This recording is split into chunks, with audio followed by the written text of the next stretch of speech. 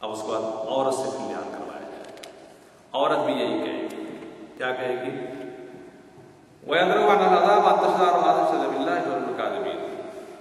عورت 4 بار کہے گی کہ الزام لگانے میں جھوٹا ہے، جھوٹا ہے، جھوٹا ہے. وَالْخَامِسَةُ أَنَّ غَضَبَ اللَّهِ عَلَيْهَا إِنْ كَانَ مِنَ الصَّادِقِينَ. اور 5ویں مرتبہ کہے گی کہ میرے اوپر اللہ کا غضب ہو اگر یہ اپنے الزام میں سچا ہے. لحاظ ختم. قاضی شرع کیا کرے گا؟ ان دونوں کے درمیان تفریق پیدا کر دے گا، یعنی جدائی کر دے گا. اب دونوں مل نہیں سکتے. بات سمجھا گیا جی.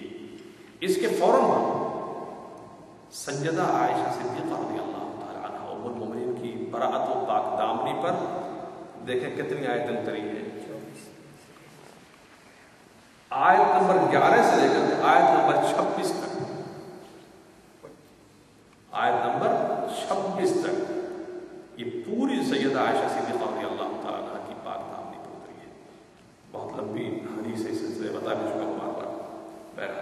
لیکن اس میں میں مودودی صاحب کے رسائل و مسائل پڑھ رہا تھا. لطیفہ یاد آ گیا. مودودی صاحب کے رسائل و مسائل. تو کسی شخص نے سوال کیا کہ میرا ایک لڑکی سے ناجائز تعلق تھا اور اب وہ مجھ سے شادی کرنا چاہتی ہے اور میں اس سے شادی نہیں کرنا چاہتا ہوں. مجھے یہ بھی معلوم ہے کہ اس کی ماں بھی اسی طرح بدکردار تھی. میں چاہتا ہوں کہ کوئی اچھی سوسائٹی میں رہ کر کے پاکیزہ گھرانہ تلاش کروں اور زندگی خوشگوار گزرے. تو مودودی نے جواب بڑا زبردست دیا ہے بھائی صاحب، بس سننے کا نام ہے.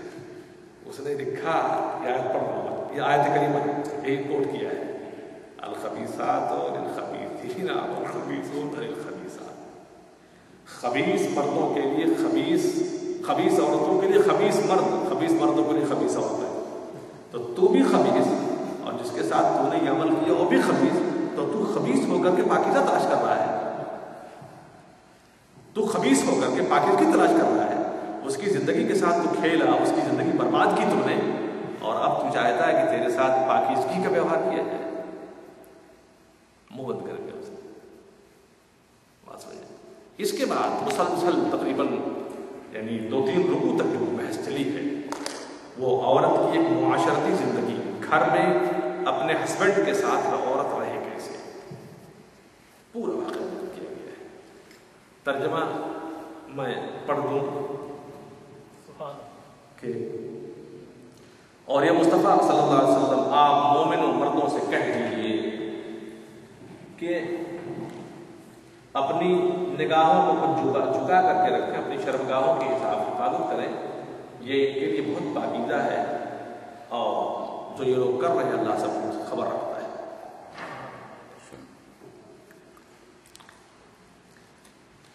اور یہ مصطفیٰ مسلمان عورتوں سے کہہ دیجیے کہ اپنی نگاہوں کو جھکا کر کے رکھیں، اپنی شرمگاہوں کی حفاظت کریں اور اپنی زینت کو ظاہر نہ کریں مگر جتنا ظاہر ہے. کیا مطلب؟ چہرہ، ہاتھ کی ہتھیلی، پیر کا پائجامہ، اتنا سے جتنا ظاہر ہے، بس زیادہ نہیں. اچھا صاحب، لیکن چہرے کے تعلق سے سورہ احزاب میں گفتگو کی گئی ہے، اس کو بتائیں گے.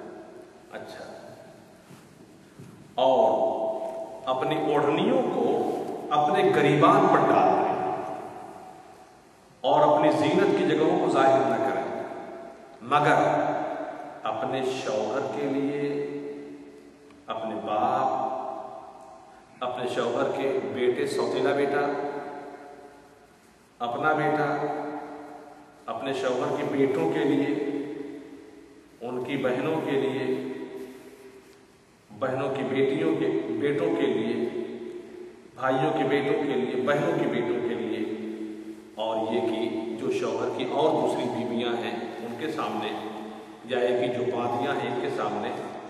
صرف یہ وہ لوگ ہیں کہ جن کے سامنے عورت اپنا چہرہ، اپنی ہتھیلی، اپنا پائچہ کھول سکتی ہے. بس یہ وہ لوگ ہیں جو اس کے لیے محرم ہیں. یہ کون لوگ ہیں؟ محرم.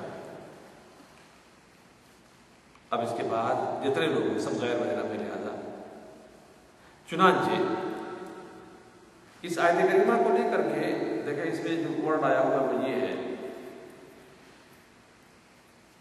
وَلَيَضْرِبْنَ بِخُمْرِهِنَّ عَلَى جُجُوبِهِنَّ خمر یہ خمار کی جمع ہے. خمار مانے اوڑھنی ہوتا ہے دوپٹہ, کہ اپنے دوپٹے کو جیب اس گریبان کو بولتے ہیں, اس حصے کو بولتے ہیں جیب. یہ جیب بولتے ہیں نہیں, چونکہ گریبان کے پاس لگی ہوتی ہے اس لیے اردو میں اس حصے کا اطلاق اس پر کر کے اس کو جیب کہنا شروع کر دیا گیا. ورنہ بمبئی میں اس کو کھیسا بولتے ہیں, بمبئی میں اس کو کھیسا بولتے ہیں. جانتے ہیں کھیسا کیسے بنا ہے؟ یہ دراصل فارسی کا اور عربی کا ورڈ ہے. الکیسو مانے ہوتا ہے جیب, جھولی. تو ان لوگوں نے بمبئی میں ہر زبان جا کے بگڑ جاتی ہے, ہر زبان بگڑ جاتی ہے بمبئی جا کے. وہ خود الگ ایک دنیا ہے, تو کیس کو کھیسا کرتے ہیں لوگوں نے, سمجھا؟ تو گریبان اس کو جیب اس لیے کہتے ہیں. تو اب اس آیت کریمہ سے جو پتہ چلتا وہ یہ ہے کہ عورتیں اپنے گریبان کو دوپٹہ ڈالیں, سر پر دوپٹہ ڈالنے کی بات نہیں ہے سر. اور اسی پر بحث ہوئی ہے. اور مشکل یہ ہے کہ عرب چونکہ تھوڑا عربی جانتے ہیں بیچارے, میں تھوڑا اس لیے کہتا ہوں کہ عرب عربی نہیں جانتے ہیں. میں تھوڑا اس لیے کہتا ہوں کہ عرب واقعی عربی نہیں جانتے. وہ جو عربی جانتے ہیں وہ عربی نہیں ہے جو قرآنی عربی ہے. جیسے یہاں کی شلینگ لینگویج ہوتی ہے نا, وہی شلینگ لینگویج کی ہوتی ہے. عربوں کا جو پڑھا لکھا طبقہ ہے وہ بالکل ڈفرینٹ ہے, بالکل ڈفرینٹ ہے ایک دم. سورہ احزاب شریف کے اندر اس پر باقاعدہ کسی کی بحث کی گئی ہے. یا نبی قل لازواجک و بناتک و نساء المؤمنین یدنین علیہن من جلابیبہن. یہ رسول آپ اپنی بیویوں سے اور بیٹیوں سے کہتے ہیں یدنین علیہن من جلابیبہن, کہ اپنے جلباب کو وہ لٹکا کر کے رکھیں. گھونگھٹ جانتے ہیں گھونگھٹ؟ گھونگھٹ ہی کی تفسیر ہے اس آیت کریمہ.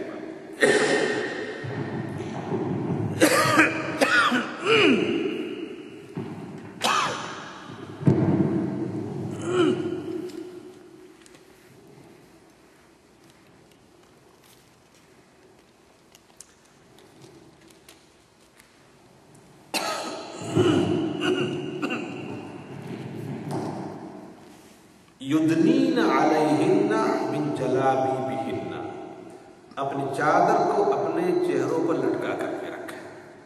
گھونگھٹ بھی بنتا ہے اسی گھونگھٹ کرتے. چنانچہ ایک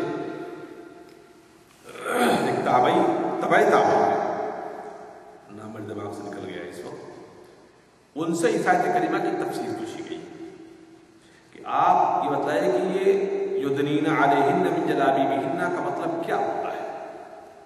تو چادر رکھی ہوئی جو اٹھایا اور چادر اوڑھا, سر پہ ڈالا, گھونگھٹ نکالا, ایک آنکھ کھلی چھوڑ دی, کہا کہ یدنین علیہن من جلابیبہن کا یہ طریقہ ہے.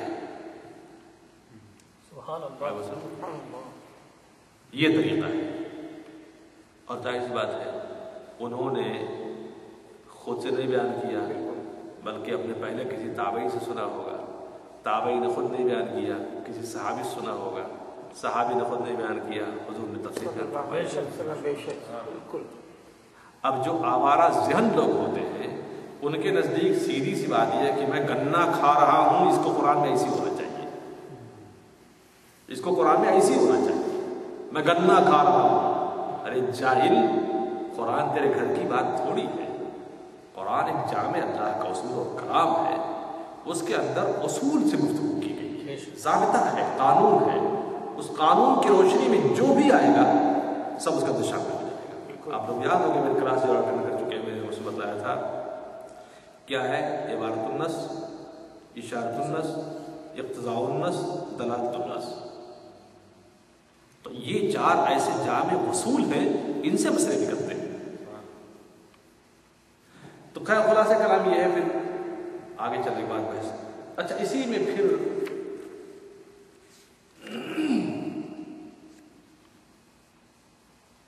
اور بھی کئی چیزیں بیان کی گئی اس میں کہ ایک مسئلہ یہاں یہ بھی بیان کیا، والقواعد من النساء اللاتي لا يرجون نکاحا فليس عليهن جناح ان يضعن ثيابهن غیر متبرجات بزینہ. عورتوں کے لیے جو بوڑھی نہیں ہے ان کے لیے پردہ انتہائی لازمی ہے. لیکن وہ عورتیں جو بوڑھی ہو چکی ہیں اور ان کو شادی کی ضرورت نہیں ہے، تو ان کے لیے حکم یہ ہے کہ اگر وہ پردہ نہ بھی کریں تب بھی ان کے اوپر کوئی مواخذہ نہیں ہے. یہ قرآن کا فرمان ہے.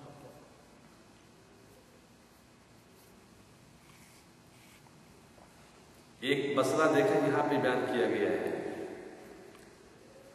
کہ تم اپنے ریلیٹو میں سے، فیملی کے ممبرس میں سے کس کس کے گھر کھا سکتے ہو.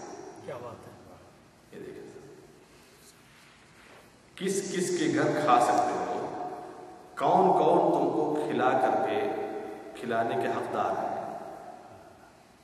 یہ قرآن بیان کرتا ہے. لیس علی الاعمى حرج، اندھے پر کوئی حرج نہیں ہے. ولا علی الاعرج حرج، اعرج کے اوپر کوئی حرج نہیں ہے. ولا علی المریض حرج، مریض کے اوپر کوئی حرج نہیں ہے. ولا علی انفسکم، تمہارے اوپر بھی کوئی حرج نہیں ہے. ان تأکلوا من بیوتکم، اپنے گھروں میں کھاؤ. او بیوت آبائکم، اپنے باپوں کے گھروں میں کھاؤ. او بیوت امہاتکم، اپنی ماؤں کے گھروں میں کھاؤ. او بیوت اخوانکم، اپنے بھائیوں کے گھروں میں کھاؤ. او بیوت اخواتکم، اپنی بہنوں کے گھروں میں کھاؤ. او بیوت اعمامکم، اپنے چچوں کے گھروں میں کھاؤ. او بیوت عماتکم، اپنی چچیوں کے گھروں میں کھاؤ. او بیوت اخوالکم، اپنے خالوں کے گھروں میں کھاؤ. او بیوت خالاتکم، اپنی خالاؤں کے گھروں میں کھاؤ. او ما ملکتم مفاتیحہ، یا کہ تمہاری بانیاں، تمہارے غلام جو ہیں ان کے اندر تم کھانا کھا سکتے ہو. اتنے اصول فرمائے. پھر ایک بیان فرمایا گیا ہے، خاص بحث اس میں ہے، وہ ہم بیان کرنا چاہتے ہیں، یہ ہے فَإِذَا دَخَلْتُمْ بُيُوتًا فَسَلِّمُوا عَلَىٰ أَنفُسِكُمْ تَحِيَّةً مُبَارَکَةً، تحیۃ من عند اللہ مبارک. تو جب تم اپنے گھروں میں داخل ہو تو اپنے اوپر سلام کیا کرو. عَلَىٰ أَنفُسِكُمْ، اپنے لوگوں پر سلام کیا کرو، اپنے اوپر سلام کیا کرو. گھر میں آپ گئے کوئی نہیں ہے تو کیسے سلام کریں گے؟ کس کو سلام کریں گے؟ فرض کیجیے مسجد میں آپ آئے، کوئی نہیں ہے، سلام کریں گے نہیں کریں گے؟ سلام کرنا چاہیے. تو کہتے ہیں امام قاضی عیاض رحمۃ اللہ تعالیٰ علیہ نے شفا شریف میں بیان فرما دیا ہے اس کا مسئلہ، اور بیان فرما دیا ہے کہ جب تمہارے گھروں میں یا مسجدوں میں جایا کرو اور کوئی نہ ہو تو سلام کرو، تو حضور کی روح پاک کو سلام کیا کرو، اس لیے کہ حضور کی روح پاک ہر مسلمان کے گھر میں ہوتی ہے. ہر مسلمان کے گھر میں ہوتی ہے. سورہ فرقان شریف مکمل، سورہ شورا شریف تو صاحب بالکل، سورہ فرقان میں بڑی اچھی سی بحثیں ہیں، جلدی کر رہے ہیں، گزر رہے ہیں. سورہ شورا میں تھوڑی سی دلچسپ باتیں ہو جائیں. شورا یہ شاعر کی جمع ہے نا، شاعر کی جمع ہے. شاعر، شاعری بڑی اچھی چیز بھی ہے، شاعری بڑی خراب بھی چیز ہے. ایک حدیث پاک کا کچھ ایسا ملتا جلتا مفہوم ہے. فرمایا گیا ہے کہ پیٹ کا پیپ سے بھرا ہونا بہتر ہے بجائے اس کے کہ آدمی شاعر ہے نا. اتنی بیزاری اللہ کے رسول نے کیوں بیان فرمائی؟ اس کی وجہ کیا ہے؟ اس کی وجہ یہ ہے کہ وہ شاعری جو